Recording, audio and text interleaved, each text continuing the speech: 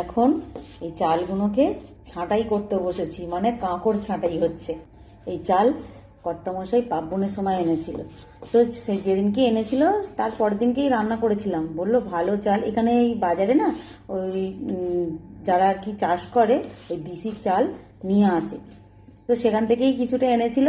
আর তার পরের দিনকে রান্না করেছিলাম যখন, খালি তুষ জানো, ধানের যে তুষ হয় সেটা বেরোচ্ছে।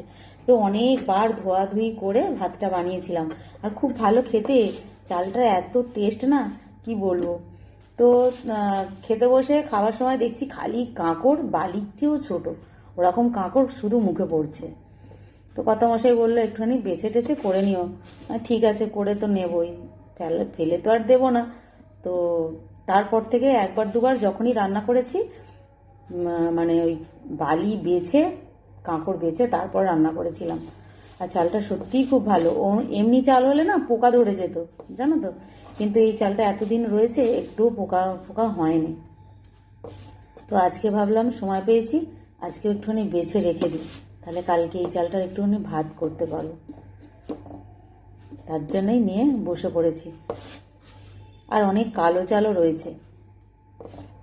এখন এখন ওই এখন কেন, ওই ভাত খাওয়ার সময় মুখের মধ্যে বালি পড়লে না একদমই সে মানে দাঁত ফাত যেন করে শিকড়ে যায়।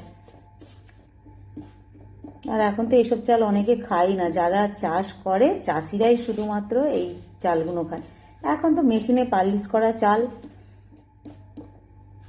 নিয়ে আসো, ধো আর রান্না করো, কোনো ব্যাপারই না। কাঁকড় টাকড় আর এখন আর দেখা যায় না। এইসব চালগুলোই না একটু কাঁকড়, তারপরে ওই কালো চাল, এইগুলো অসুবিধা। তার জন্য না আজকে করিনি, অনেক দিন ধরে চালগুলো পড়ে রয়েছে।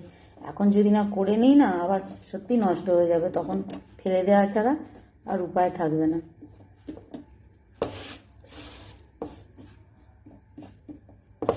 চলো এই কাজটা এখন করে নিই।